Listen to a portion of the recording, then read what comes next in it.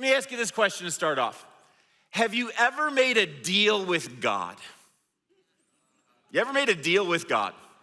Like back when I was in high school, I was a gymnast. Some of you guys know this. And I made a deal with God. God, if you just make me into a champion level gymnast, then I'll give you all the praise and glory after the event is done. Now, I was never a champion level gymnast, so I didn't have to, make good on my part of the deal. But I was trying to make the deal with God. I was talking with a guy earlier this week who confessed to me that, when the stock market crashed, or when we had our big crisis about a year ago and the stock market tanked, I realized I had expectations of a deal with God. Because this guy is a faithful giver, he's a tither, he gives beyond the tithe. And when the stock market went down, he lost quite a bit of money, and he thought, God, I thought we had a deal. Like, I give faithfully and you protect my finances. I remember when I was 25 years old, Kelly and I had 2 miscarriages in 1 year, as well as a number of other tragedies. I had decided not to go into the business world, but instead go into fundraising ministry in order to reach college students with the gospel of Jesus. And I felt like I had given up a lot. I had sacrificed a lot of not only potential income, but respect and opportunities that were out there just to do ministry. And then when we had 2 miscarriages in 1 year, I started to ask God that question, what's the deal?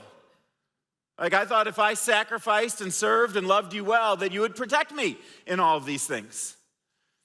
We make deals with God oftentimes, and these 3 deals are examples of something called the retribution principle, okay? This is gonna be a big deal for us today, so everybody say it out loud, retribution principle.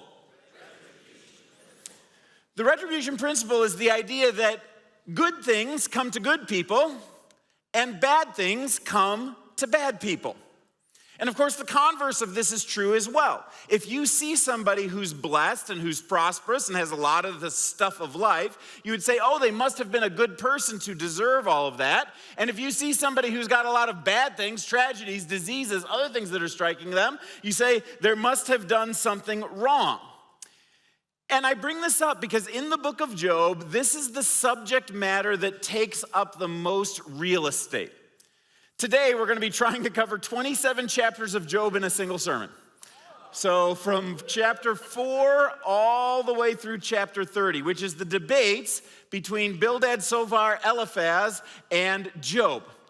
And what's at stake in these debates is the retribution principle.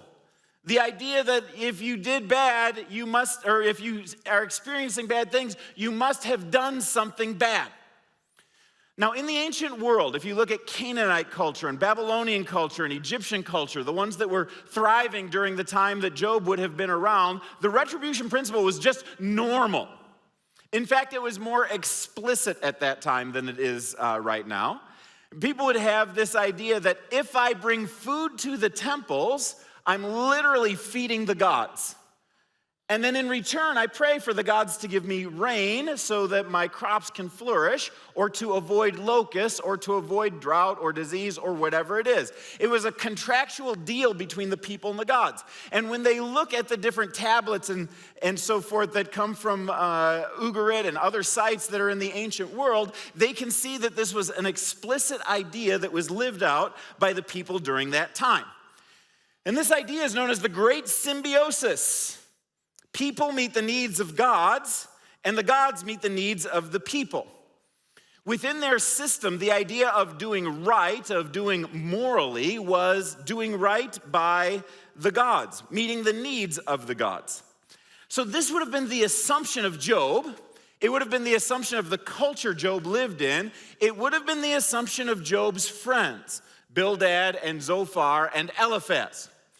Now, if you imagine this, if this is their entire mindset, good people get good things, and then Job winds up getting whacked, you can see why Job would upset the apple cart for their culture so desperately.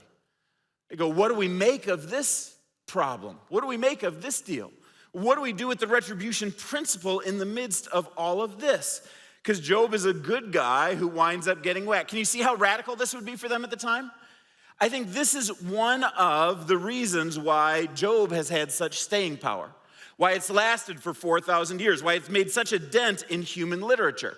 Now, for us, we would look back on this and we would say, okay, as followers of Jesus with 66 books of the Bible and a whole history to look back on, we would say, I know that God doesn't get fed by me.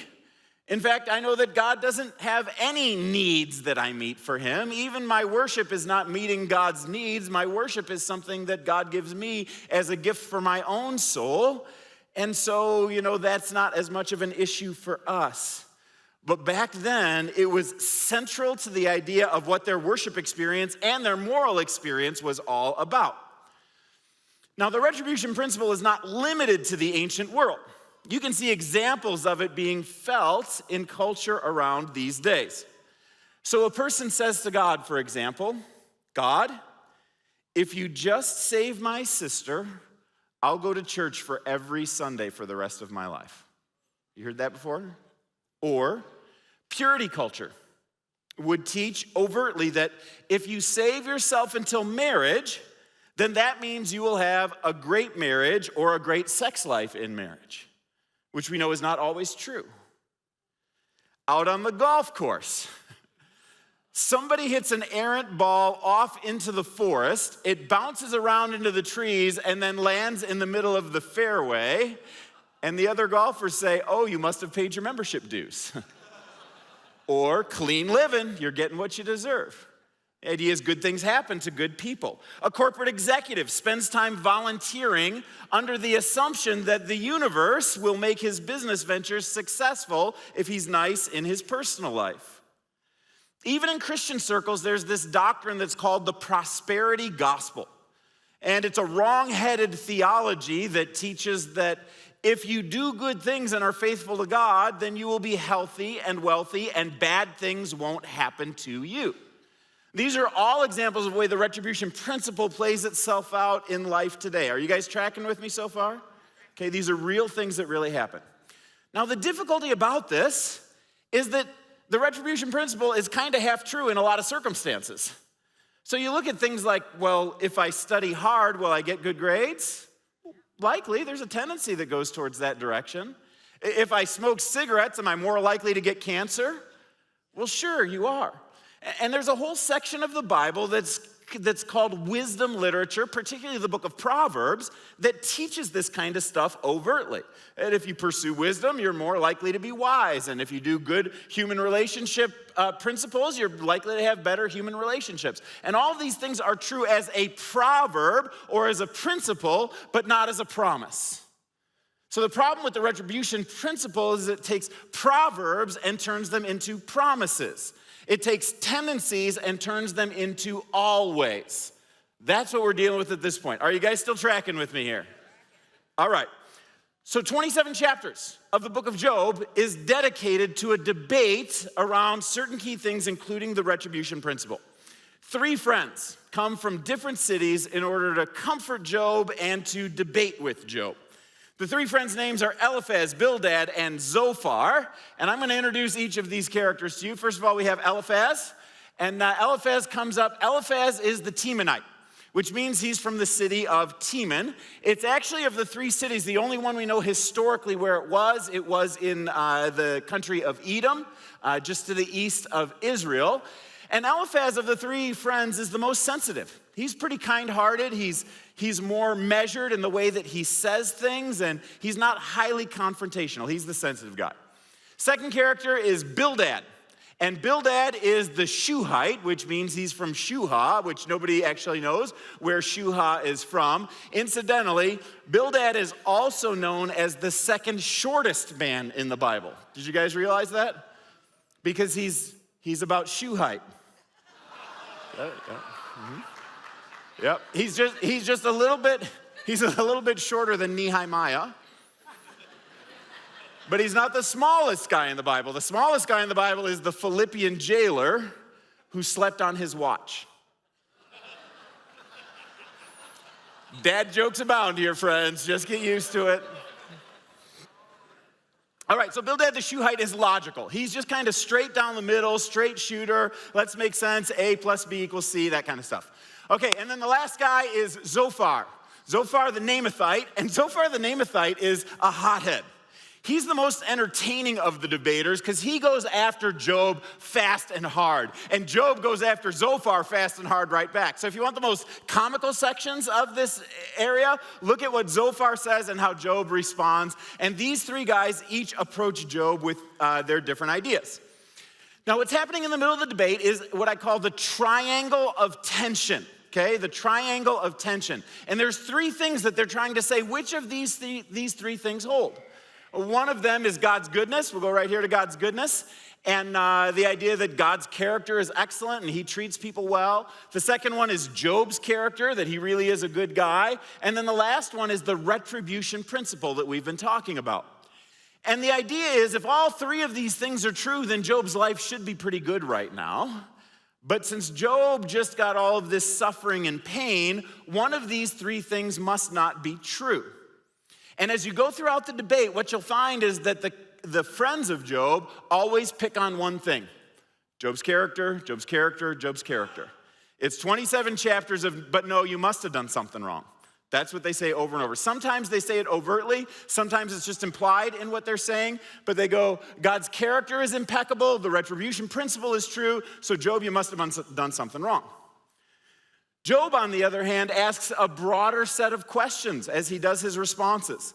They usually start with, nuh-uh, I didn't do anything wrong. And then he goes on to question, at some points he actually questions God's goodness and God's character. But then he resolves, no, that's not what's going on.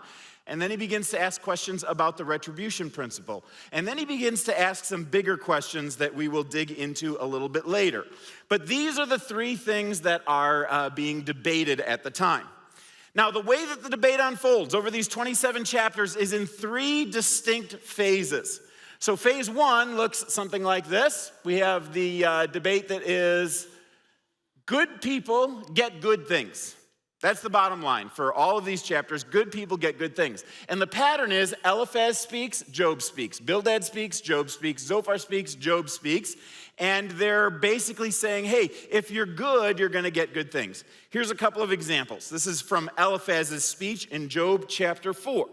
He asked this question: should not your piety be your confidence and your blameless ways your hope? Consider now who, being innocent, has ever perished. Where were the upright ever destroyed? Do you see the argument that he's making right there? Is that innocent people don't get whacked. Innocent people don't get killed. Is this true? No, yeah, it's not true. Now, this is one of the important things about interpreting Job. Job is purposely set up as a debate where sometimes people are right and sometimes people are wrong. It would be dangerous as a Christian if you just said, I'm going to pull random verses out of Job and apply them to my lives. Because sometimes what they're saying is patently false in order to set up an argument that's true later on. You guys following me on this? All right. Then Bildad later on comes and he gives a very similar argument. Good people get good things. He says, Job, if you'll just seek God earnestly and plead with the Almighty, if you're pure and upright, even now he'll rouse himself on your behalf and restore you to your prosperous state. I mean, this is a friend that's trying to tell Job, hey, God's so good that if you come back to him, if you repent, if you do the right thing, then God will restore you to your old ways. And Job's response to that is, I've been doing that all along, and it's not working for me so well. And so the debate continues to rage on, and the whole first set goes through this basic idea. Innocent people don't get punished, and Job says, but I have been innocent through all of this. Now, it's important to remember, and I think this is just an important theological note, nobody's perfect, nobody's sinless. That's not the argument of the book of Job, and that's not even an argument that Job makes, but he says, I haven't done such terrible things that I would deserve this level of terrible destruction. All right, section two. Section two in our debate, phase two, is bad people get bad things. And you have three more phases of the debate: Eliphaz Job, Bildad Job, Zophar Job, that follows the same pattern as the last one, but a different idea, and that is the flip side of the first idea, that bad things happen to people who do bad things. Now, of all the chapters in the debate, chapter 20 is one of my favorite chapters. It's done by Zophar the hothead, and it's a poetic smackdown of unrighteous people. Here, Zophar lets loose on all of the punishments that come to people who are unrighteous in the way that they deal with things. I'll read just a few verses, but if you read all of chapter 20, it's a pile-on, and it lands the person in an existence that looks remarkably like the hell of the New Testament, but just described 2,000 years earlier. So here he says in verse 6, he says, though the pride of the godless person reaches to the heavens and his head touches the clouds, he will perish forever like his own dung. Wow. I would love to see that like in the aisle of Hobby Lobby, Job chapter 20, verse 6. He will perish forever like his own dung. Those who have seen him will say, where is he? Sometimes I think that when we read this, like I read Zophar, I'm like, you should read this with the Eastern European accent, because all the bad guys in the Marvel movies have Eastern European accents, Hit the next one. Like, he will suck the poison of serpents. The fangs of an adder will kill him. He will not enjoy the streams, the rivers flowing with honey and cream. What he's toiled for, he must give back uneaten. He will not enjoy the profit from his trading, for he has oppressed the poor and left them destitute. He has seized houses he did not build. What Zophar is saying is, for people who are oppressors, people who charge people too much, people who steal houses that they didn't build, there is a certain destruction that always awaits these kinds of people. Two questions goes with that. Did Job ever do anything like that? No. And does it always happen that people who are oppressors wind up being punished for their oppression in this life? Not always. Not always. Sometimes people get away with it. Sometimes people get rich off of it. Sometimes people who do criminal activity wind up not going to jail for the crimes that they committed. So he's making a false argument in the midst of this, and Job is essentially saying, I didn't do that stuff. Okay, phase 3. Phase 3 is actually more of phase 2. It's bad thing, people get bad things all over again. But you only have 2 cycles in this. You have Eliphaz, Job, Bildad, Job. No Zophar this time. We're not exactly sure why. Maybe he was too much of a hothead. Maybe he's like, you're being a weenie, so you're out of the debate from this point. I'm not exactly sure why he's not in there. But we know that there's only 2 phases that go on at this point. One of the most important things about these 27 chapters is this. Eliphaz, Bildad, and Zophar never change. Their perspective is the same throughout the entire event.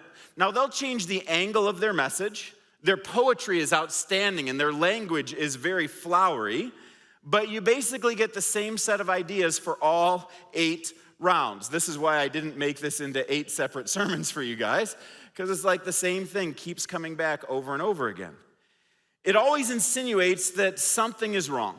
And sometimes it even overtly accuses Job of doing things that are wrong. And their argument is, hey, if bad things happen to you, Job, hello, there must be something behind this. Now, Job is different. Job doesn't use the same arguments over and over again. You can see Job's thinking develop over the arc of these 27 chapters. And there are certain things that become new ideas to him and certain old ideas that he rejects as he moves along the way. I want to take you through 2 of the arcs of Job's learning during this time. There's more, but we're going to just go after 2. And arc number 1 is this question, who will be my mediator? Okay, who will be my mediator? If you go back to Job chapter 9, verse 33 and 34, you start with the idea that there is no mediator out there. Let's take a look at these verses here. He says, if only there was someone to mediate between us, someone to bring us together, someone to remove God's rod from me so that his terror would frighten me no more. What Job is saying is, if there was somebody who would be my advocate, somebody who would go before God and say, Job's really innocent, and give him all the facts, I'm sure that God would clear everything up. I don't know if you guys have ever had this experience. Last week, I ordered a grill, which I was hopeful would be here for Father's Day. Actually, it was a few weeks ago that I ordered it. I hoped it would be here for Father's Day. It didn't come. So I wanted to call the customer service hotline and let them know the grill didn't come. There was no customer service hotline to call. You ever had that before? Just a web form to fill out. And when you fill out the form, they give you a robo response that tells you an answer that you weren't asking that question. And if they didn't get the question right, then they'll get back to you within 5 business days. I'm like, I wanted to be grilling by the 4th of July. And my response was, if only I had a customer service representative, we could get this situation resolved. Well, Job has that same frustration. If only I had a heavenly customer service representative, we could get this whole thing taken care of. So he's yearning for a mediator, but he's sad in chapter 9 because he's like, there is no mediator. There is no mediator out there. But by chapter 16, his thinking begins to develop. Listen to this. In chapter 16, he comes to the conclusion, I have a mediator in heaven. Oops, let's pop that up there. Yep. Even now, my witness is in heaven. My advocate is on high. My intercessor is my friend as my eyes pour out tears to God on behalf of a man. He pleads with God as one pleads with a friend. Man, there's a dramatic change in tone that happens over time. And as Job goes through the logic train, as he slams up against the brick wall of his friend's ideas again and again, he says, if I'm good and God's good, then there must be some kind of a mediator in heaven who's taking care of these things. He just realizes that has to be the way that it is. He doesn't know who it is. He doesn't know how it works, but he thinks he must be there. And then in 1925, it goes even a step further, and Job contends that my mediator isn't just in heaven, but he will stand on planet Earth. He says, I know that my Redeemer lives, and that in the end, he will stand on the earth. Can you feel the confidence of Job growing as time goes by? From frustration and emptiness to a place where he says, I know confidently that my Redeemer lives and he will stand here on the earth. Now, I don't want to overstate this because I don't think Job knew about Jesus. I don't think he knew about the plan of justification. I don't think he knew about substitutionary atonement and the way that his sins would be paid for in order for him to be made right with God. This is not the point of what's happening here. Job is in the midst of this shadowy yearning, and he's saying, there must be something more. There has to be a mediator because this tension, this problem of suffering and evil does not resolve itself here on planet Earth the way we see things happening right now. The only way that it can is if there's kind of a mediator that's out there. And I just love that God, because even though this was not Job's intent, I believe this was God's intent, that he would drop these little wisdom bombs right into the middle of the book of Job. 2,000 years before Jesus was around, in order to create a yearning in people's soul when they read Job, I got to find out who the mediator is. I got to know who's going to stand upon the earth. I need to know how this is all going to work out, that I will have an advocate that will work for me. Messes are going to be perpetuated on planet Earth, and they have been all the way from the beginning of time, but the messes will be resolved, and somehow there will be a mediator. Now, looking back over time on this, those of us who are Christians know that the mediator's name is Jesus, right? It's obvious to us. It was not obvious to Job. For Job, he was yearning for something that he couldn't see, that he couldn't imagine, that he couldn't understand. But for God, he was giving us the idea that this is how it has to work out. And those of us who are looking back over time can now say, what if there was no Jesus? What kind of frustration would we land in? And the book of Job shows us exactly this is the frustration that you land in if there is no Jesus, which makes me think even bigger that Jesus is good news. Amen? Second arc that Job goes through over his time is the question of what happens post-death. What happens post-death? In the beginning, Job in chapter 7, verses 8 and 9 essentially says nothing. Nothing happens post-death. There's nothing for me to look forward to. He says, the eye that now sees me will see me no longer. And I think he's talking about human eyes at this point, not God's eyes, just the people that are around. The eye that now sees me will see me no longer. You will look for me, but I will be no more. A cloud vanishes and is gone, so is one who goes down to the grave and does not return. He will never come to his house again. His place will know him no more. Do you see what he thinks happens after you die? You go down into the grave, you are no more, people don't see you anymore, that's it, there's nothing. And of course, the trouble that comes with this for somebody who's going through suffering and evil is There's no justice in all of this. There is no retribution principle that's taking place. In fact, I could even question the goodness of God if life ends when you die, because there are good people who go through evil things in their life and wind up dying at the end. You just have a clear sense that Job is hopeless in chapter 7. Then you move on to chapter 14, and the next thing is, he says, you die and you vanish. You're gone. And he does an analogy related to a tree. 14 verse 7 through 12 says, at least there's hope for a tree. If it's cut down, it'll sprout again, and its new shoots will not fail. Its roots may grow old in the ground, and its stump die in the soil, yet at the scent of water it will bud and put forth shoots like a plant. But a man dies, and he's laid low. He breathes his last, and he is no more. As the water of a lake dries up on a riverbed and becomes parched and dry, so he lies down, and he doesn't rise. Till the heavens are no more, people will not awake or be roused from their sleep. There's this sense of hopelessness in the midst of death. You die and you rot in the ground, and there is no more. But in the very next verse, a thought hits him. He's like, yeah, but what if? Wouldn't it be cool?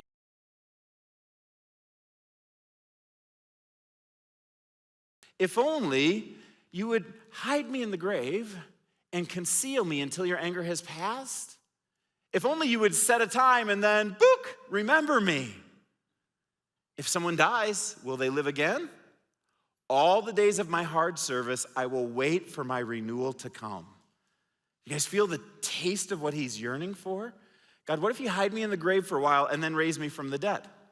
I mean, then justification could take place. Then I could make my case before you. Then I could be found to be righteous and wind up being in a blissful state once again. There's a yearning for a resurrection that begins to bear fruit. And by the time you get to chapter 19, you see this. He says, verse 26, and after my skin has been destroyed, yet in my flesh I will see God. I myself will see him with my own eyes, I and not another, how my heart yearns within me. And in this moment, you have the idea that the resurrection changes everything. If there's going to be a resurrection, that's going to be a difference maker. Now, I need to tell you, just kind of for honesty's sake, that this verse has a couple of different scholarly interpretations. There are some people who think that what Job is saying is, after my skin is destroyed means after my disease is done and my skin disease is over, I'll have a face-to-face encounter with God after that here on planet Earth. Some people think that after my skin is destroyed means after my whole body is destroyed, I will see God face-to-face afterwards in the heavenlies. And to be honest, it's vague enough that I don't feel like I can say for sure I know which one of those things there are. But what I do know is the logic of suffering and pain.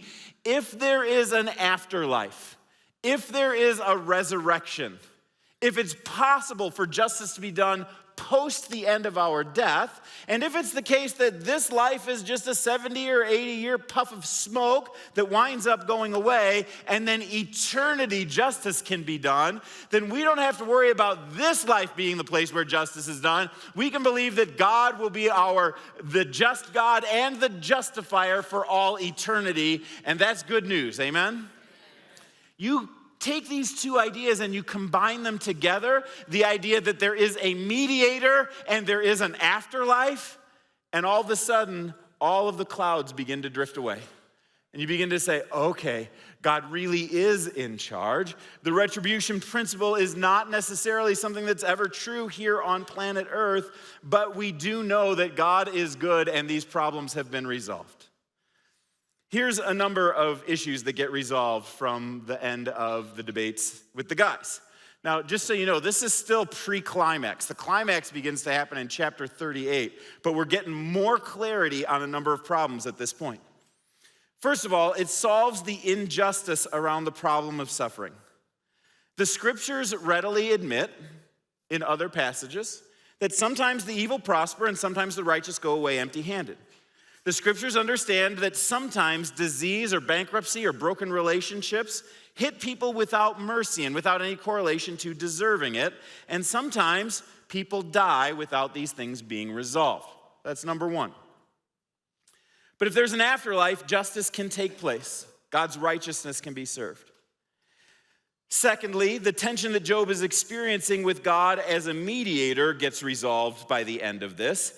And third, it begins to answer the question, why didn't God do something about the problem of evil? Why doesn't God do something about the problem of evil? Why won't God do something about the problem of evil?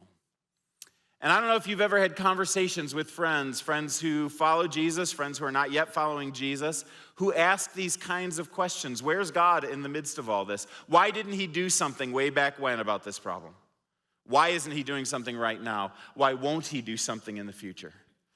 And friends, I'm convinced that the book of Job, plus the rest of the scriptures added together, makes the best response to the problem of suffering and evil of any worldview that's out there. The Christian response to those questions is way better than anybody else's response. And you can go ahead and take a look at Buddhism or Hinduism or secularism or any other kind of form of thought and ask the same question of that. I guarantee you will find the Christian answer far more satisfying. Because when you ask the question, God, why didn't you do anything about suffering and evil? God says, I did. And what I did was a very big deal. I showed up in person in the form of my son to take all evil on myself and to experience suffering on behalf of humanity in order to let you go scot-free. This is good news, amen? You ask, why don't you do something about suffering and evil? God says, I have left a band of billions of people on planet Earth who are utterly committed to doing good, loving God, loving people, establishing justice and mercy, and representing the kingdom of God in a world that's gone terribly wrong. And that's all of you guys, and you guys are good news, amen? And then you ask, why won't you do something about evil? And the good news is that there is going to come a day when Jesus will end all suffering and evil by trouncing evil, ending this world as we know it, and recreating it in a new heavens and a new earth where we all have a deep connection to God, where there's no more tears and no more cancer and no more pain and no more murder, no more death, no more war, and everything is good. And this is good news, amen?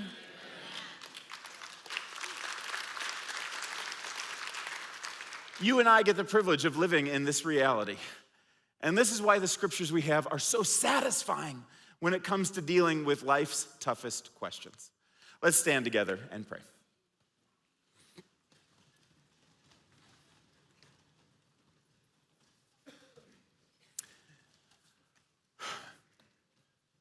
Father, thank you for these beloved people here. And I know that these friends are each in different places where they're going through different difficulties. Some are in big up places in their life, some are in big down places. God, I pray that you, the miracle-working God who knows everything, would meet each person right where they're at. That you would take the words from the book of Job, the words from this message, and that you would sort them together in people's minds so that they can sense your Spirit's presence and your power at work inside of them. Come, Holy Spirit, do your good work inside of the people who are here today and send them out to be commissioned in your name, to be ambassadors of good news, to be bringers of the light and the love and the peace that there is in Christ Jesus. Oh, may we think more like you and may we act more like you every single day. We pray this in the mighty name of Jesus, our Savior, our sanctifier, our healer, and our coming King. And all God's people said, Amen. Amen. God bless you guys. Thank you again for engaging with us. We hope that this impacted you in a powerful way, and we'd love to hear how God is working in your life. If you have a story to share, tap the connect button at cccomaha.info. If you're watching on YouTube, be sure to like, subscribe, and ring the bell to be alerted whenever new content is available. We'll see you again soon.